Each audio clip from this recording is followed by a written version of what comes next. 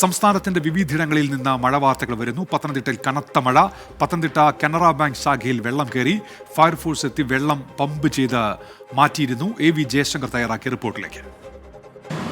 ഉച്ചയോടെ പെയ്ത കനത്ത മഴയിലാണ് കനറ ബാങ്കിന്റെ പത്തനംതിട്ട ശാഖയിൽ വെള്ളം കയറുന്ന സാഹചര്യം ഉണ്ടായത്. നഗരത്തിൽ തന്നെ പ്രവർത്തിക്കുന്ന ഒരു ശാഖയാണ്. പെട്ടെന്ന് ബാങ്കിലേക്ക് വെള്ളം ഇരച്ച് കയറുന്ന ഒരു സാഹചര്യമാണ് ഉണ്ടായത്. ജീവനക്കാരും ഇടപാടുകാരും ഉൾപ്പെടെയുള്ള ആളുകൾ ഇവിടെ ഉണ്ടായിരുന്നു. അങ്ങനെ ബാങ്കിന്റെ പ്രവർത്തനം ഏറെക്കുറെ ഒരു മണിക്കൂറിലധികമായി തടസ്സപ്പെട്ട കിടക്കുന്ന ഒരു സാഹചര്യമാണുള്ളത്. നമുക്ക് ദൃശ്യങ്ങളിൽ കാണാം.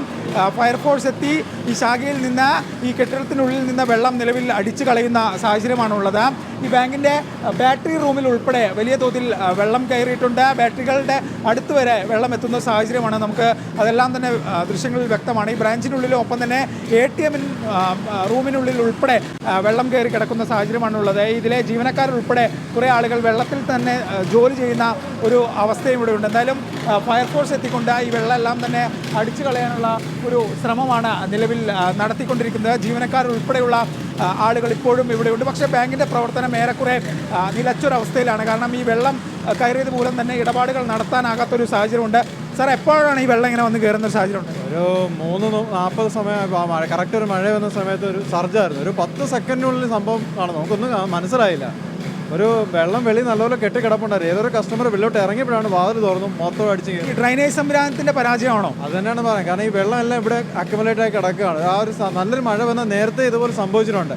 കഴിഞ്ഞ മഴ വന്നപ്പോൾ ചെറിയൊരു ബണ്ട് മാതിരി സംഭവം ഇവിടെ ഏർപ്പെടുത്തിയിട്ടുണ്ടായിരുന്നു. പക്ഷെ അതൊരു ചെറിയ വെള്ളം നിർത്താനുള്ള സമയമേ ഉള്ളൂ. നല്ലൊരു മഴ വന്നാൽ പിന്നെയും വെള്ളം ഇവിടെ തന്നെ കയറും.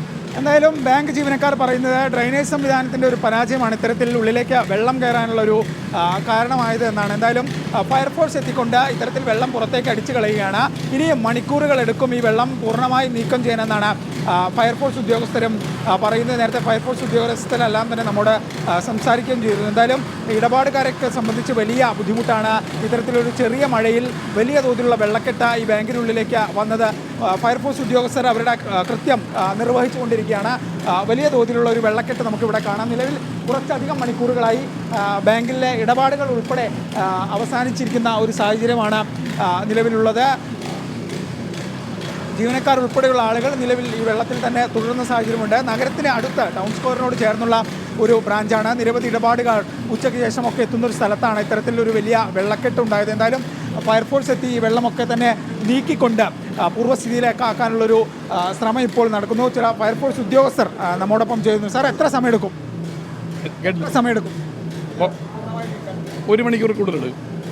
ഈ ഡ്രൈനേജ് സംവിധാനത്തിൻ്റെ ഒരു പരാജയമാണോ ഇങ്ങനെ വെള്ളം കയറാൻ കാരണം? എന്താ തോന്നുന്നത്? അതായത് നിലവിൽ ബാങ്കിൻ്റെ ഫ്രണ്ടിൽ ഇൻ്റർലോക്ക് ഇട്ടിരുന്നതുകൊണ്ട് നിലവിലുള്ള ചെറിയ ഹോളുകളായിട്ടാണ് ഡ്രെയിനേജ് കണക്ട് ചെയ്യുന്നത്. ആ ഹോളുകൾ അടഞ്ഞു കിടന്നതാണ് ഇപ്പോൾ ഈ ബാങ്കിനകത്തേക്ക് വെള്ളം കയറാനായിട്ട് വെള്ളക്കെട്ടുണ്ടാകാനായിട്ട് കാര്യമായത്. എന്തായാലും ഫയർഫോഴ്സ് അവരുടെ ദൗത്യം തുടരുകയാണ്. ബാങ്കിനുള്ളിൽ വലിയ അളവിൽ വെള്ളം ഇവിടുന്ന് നീക്കം ചെയ്യാനുണ്ട്. ക്യാമറമാൻ സഞ്ജയ് ഇക്ബാലിനൊപ്പം AV ജയശങ്കർ, 24 പത്തനംതിട്ട.